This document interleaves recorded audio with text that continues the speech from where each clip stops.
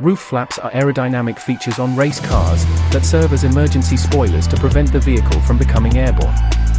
These flaps disrupt the airflow over the car's roof, reducing lift force.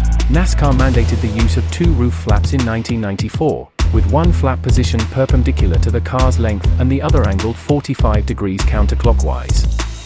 Trucks in the Camping World Truck Series have only the angled flap due to their smaller roof area. Over the years, the size and design of roof flaps have been modified to improve their effectiveness.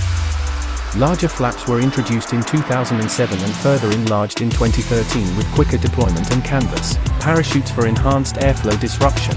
Overall, roof flaps play a crucial role in keeping race cars on the ground and improving driver safety during high-speed accidents.